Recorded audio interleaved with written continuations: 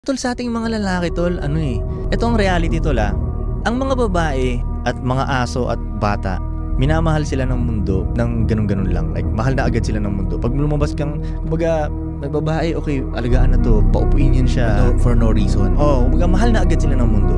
Ang reality niyan tol, para sa ating mga lalaki, mamahalin lang nila tayo pag meron tayong napo-provide na something.